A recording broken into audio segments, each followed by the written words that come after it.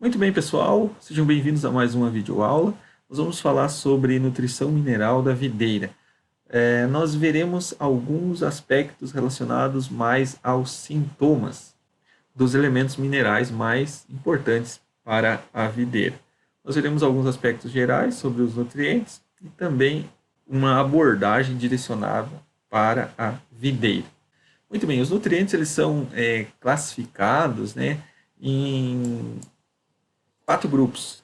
Então, grupo 1, 2, 3 e 4. O grupo 1 são os nutrientes que fazem parte de compostos carbônicos, então estão junto com o carbono. Então, nitrogênio e enxofre. O grupo 2 são aqueles responsáveis pelo armazenamento da energia na forma de ATP ou são parte estrutural das células. Então, fósforo, silício e boro. O grupo 3 são nutrientes que permanecem na forma iônicos, aí temos cálcio, potássio, magnésio, cloro e outros. E o grupo 4 temos os nutrientes envolvidos nas reações de oxirredução, como ferro, cobre e outros. Os sintomas de deficiência dos elementos, eles são variados. Deficiência de vários elementos, eles podem ocorrer simultaneamente em um tecido vegetal. Tanto deficiência ou excesso de um elemento, ele pode induzir a deficiência ou acúmulo excessivo de outro. Então, bem interessante isso, eles estão relacionados. Algumas doenças virais, elas apresentam sintomas parecidos com deficiência nutricional. Então, muita atenção aí. Então, a deficiência de um nutriente é a expressão de um distúrbio metabólico, ou seja, a falta ou o excesso daquele nutriente vai causar algum distúrbio no metabolismo, algum distúrbio nas reações fisiológicas, bioquímicas ou estruturais que a célula possui e vai expressar um sintoma. Alguns elementos eles são móveis e outros são imóveis. Os elementos móveis, como nitrogênio, potássio, por exemplo, eles se deslocam de uma folha para outra. Os imóveis, como cálcio, ferro, eles não se translocam de uma folha para outra. Então a gente pode separar os sintomas. Quando os elementos são móveis, eles vão surgir nas folhas velhas primeiro. Quando os elementos são imóveis, como o cálcio, por exemplo, o sintoma aparecerá na folha jovem. Portanto, nós conseguimos separar, quando nós tivermos sintoma numa planta, nós conseguimos separar em 2 grupos e já direcionar a análise para um dos elementos que pertence a um desses grupos. Por exemplo, se os sintomas são nas folhas velhas, nós poderemos ter sintomas de nitrogênio, potássio, magnésio, fósforo, cloro, sódio, zinco, molibdênio. Um desses, tá certo? Muito bem. Se o elemento é móvel, o sintoma de deficiência aparece primeiro nas folhas velhas, certo? Se é imóvel, vai aparecer nas novas. Bom, veremos alguns desses nutrientes nessa videoaula. O restante nós vamos disponibilizar no material em PDF. Então aqui eu vou dar um foco somente a alguns deles. O do grupo 1, um bem importante é o nitrogênio. Ele é exigido em grande quantidade, faz parte de proteínas, ele está influenciando na fermentação do mosto da videira. A sua deficiência vai causar clorose, que é o amarelecimento das folhas, o encurtamento do entrenó e um menor desenvolvimento do sistema radicular. Então, o nitrogênio ele é um dos elementos muito importantes na constituição, então, tanto de clorofila quanto de outras moléculas na planta. Então, a clorose é o sintoma que mais aparece. Então, nós temos o nitrogênio fazendo parte da molécula de clorofila. Então, quando nós temos falta de nitrogênio para constituir a molécula de clorofila, ela é quebrada, ou seja, nós não teremos clorofila. Clorofila confere a cor verde. Logo, não tendo clorofila, não teremos a cor verde, e sim predominará a cor amarela de outros pigmentos, como os carotenoides, que vão estar presentes também na folha. Muito bem. O nitrogênio, a falta dele também vai causar baixo percentual de pegamento dos frutos, cachos pequenos, o crescimento, a produção, o tamanho das bagas diminui, antes mesmo que apareçam sintomas visuais. Então isso aqui é bem importante. Quando nós estiver vendo esses sintomas aqui, a deficiência ocorreu muito antes. Bom, o excesso também é prejudicial. Um dos fatores bem importantes na videira é o aumento do vigor, na videira e nas plantas frutíferas. Quanto mais vigor você tem, menor vai ser a fertilidade das gemas. ou seja, menos flores nós teremos no ano seguinte. Então, menos gemas férteis serão formadas quando nós temos excesso de vigor, causado pelo excesso de nitrogênio. Bom, atraso na maturação dos cachos, de ressecamento da rax, predisposição a doenças, são sintomas, são problemas que aparecem com o excesso de nitrogênio. Predisposição a doenças, por quê? Porque as células ficam maiores, crescem mais e a resistência natural, estrutural delas diminui. Por isso, facilita o ataque de patógenos. O enxofre, o outro elemento desse primeiro grupo aí, que estão ligados a compostos de carbonos, ele é encontrado em aminoácidos, ele é absorvido na forma de sulfato. A deficiência dele é parecida com a do nitrogênio, clorose, entretanto, a deficiência é difícil de ocorrer. Por quê? Porque o enxofre ele vem com outros insumos que nós colocamos no parreiral. Então ele vem com adubo, então superfosfato, ele vem com fungicidas. Então temos o enxofre presente nesses elementos, né, nesses insumos que acabam suprindo as necessidades da planta. Bom, grupo 2. Então temos aqui o fósforo, bastante importante como constituinte, né, de compostos de energia. Na videira, a exigência é baixa quando se compara nitrogênio, potássio e cálcio, certo? Os sintomas aparecem nas folhas mais velhas, então tem vários sintomas aqui gerais. Na videira, o que a gente pode ver? O desenvolvimento da cor vermelho-violácea na região internerval e o aparecimento também de uma coloração vermelha no pecíolo e nas nervuras principais, que nem nós conseguimos ver aqui nessa imagem. O excesso de alumínio ele é importante, nós veremos mais adiante, mas ele induz a deficiência de fósforo. Então, é importante estar ligado nisso também. Bom, boro. Boro é bastante importante no que diz respeito à reprodução da planta. Ele está relacionado com polinização, com hormônios vegetais.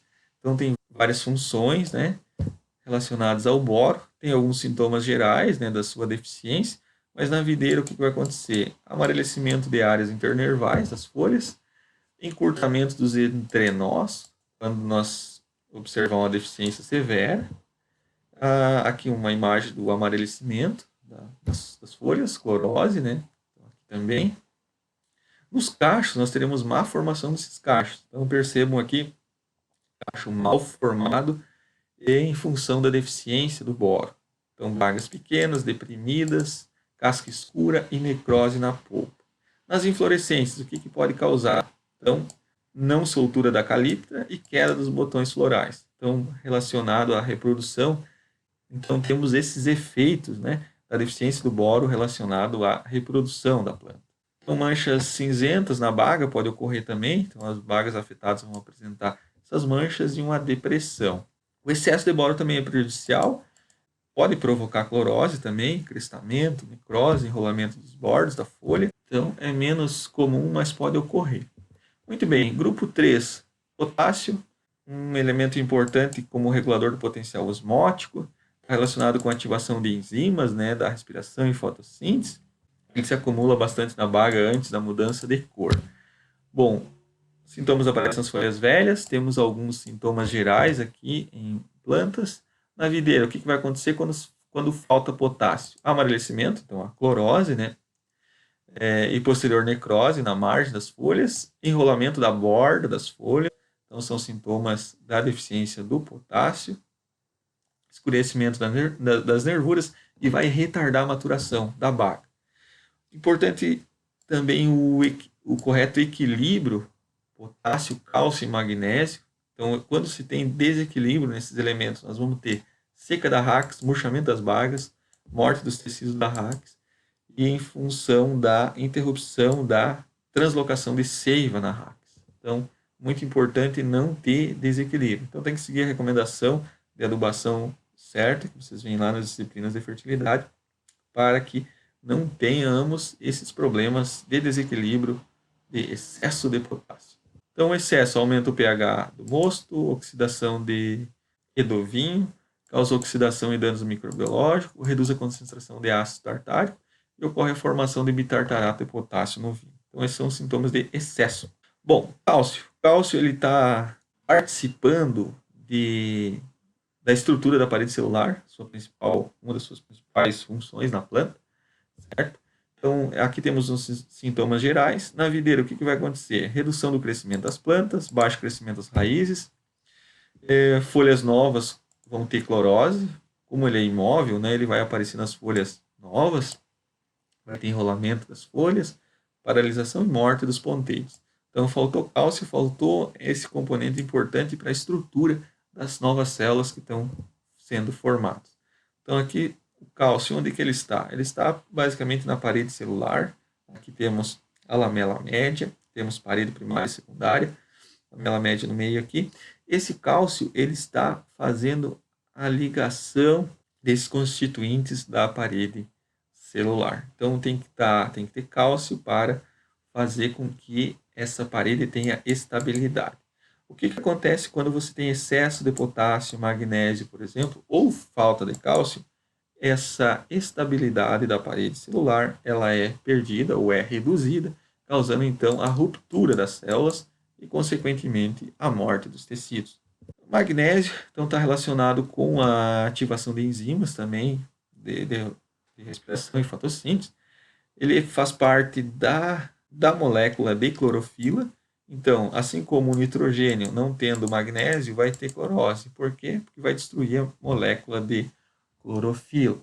Muito bem, aqui temos o sintoma da deficiência, né? Clorose nas nervuras nessas folhas mais velhas.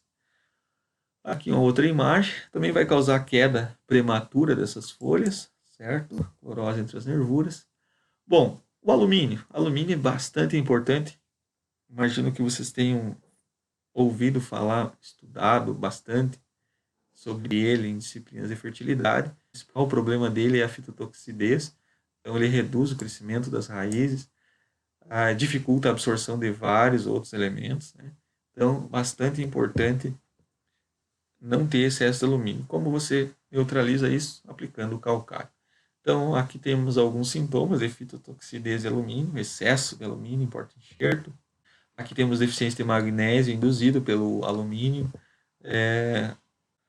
Então, nas folhas apicais ocorre redução do tamanho, enrolamento das margens, clorose com posterior escurecimento da folha. Importante ressaltar que um dos sintomas de excesso são semelhantes à doença de míldio. Então, tem que cuidar para não confundir.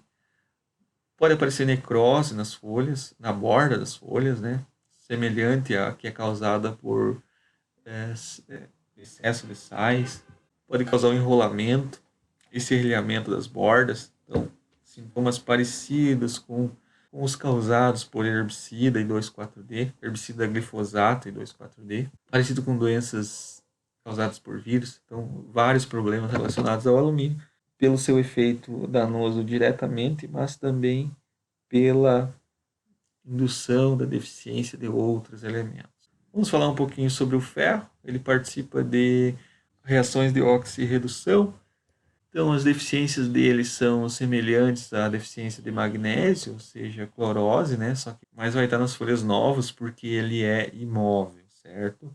Então, aqui na videira vai ter o amadurecimento das folhas novas e brotos. As nervuras vão ficar verde. No Brasil, nós temos pouca deficiência de ferro porque nossos solos são ricos em óxido de ferro. O cobre. Então, o cobre está associado a enzimas da fotossíntese, a plastocianina, que participa do transporte de elétrons, é associado ao cobre. Temos várias deficiências gerais aqui de cobre. Entretanto, na videira, o problema qual é? É o excesso. Então, a calda bordaleza, que ela é aplicada para reduzir doença, ela tem sulfato de cobre, né? Cobre e cal virgem. Então, é uma mistura, né, desses elementos químicos e é aplicado na planta para reduzir a incidência de doenças, né? Reduzir a incidência e severidade. Então, nós temos problema de excesso. Por quê? Porque, ao longo dos anos, esse cobre vai se acumulando no solo. Então, tem um trabalho aqui do professor Bruneto, da Universidade Federal de Santa Maria, onde eles avaliaram campo natural, vinhedos de 4, 6 e 10 anos. E aqui eles avaliaram o cobre e o zinco, né, em várias frações, né, várias camadas de solo e vários tipos de cobre. Bom, o que nós vamos ver aqui? Vamos ver o total. Observem aqui que, independente da camada, aqui, o total de cobre gira em torno de 160 miligramas por quilo no campo natural. Agora, observem aqui os vinhedos. Temos, então, mais cobre no solo nesses vinhedos, e quanto mais velho, a tendência é ter mais. Então, aqui já média 240, aqui média 250, talvez aqui média já 290 miligramas de cobre por quilo. Então, o excesso de cobre vai ser danoso. Por quê? Ele vai causar a destruição dos cloroplastos, modificação das membranas do tilacoide. Então, modificou isso aqui, o que vai acontecer? Prejuízo na fotossíntese, vai inibir enzimas que biosintetizam clorofila, danos então na fotossíntese e vários efeitos danosos ocorrerão quando se tem esse problema de excesso de cobre. Então isso hoje é um problema em áreas mais antigas, da Serra Gaúcha, por exemplo, onde esse acúmulo de cobre é maior em função desse vinhedo já está há décadas recebendo a aplicação de cauda bordaleza. Então essa foi uma noção geral sobre os efeitos mais relacionados à fisiologia do excesso ou deficiência de alguns elementos minerais na videira.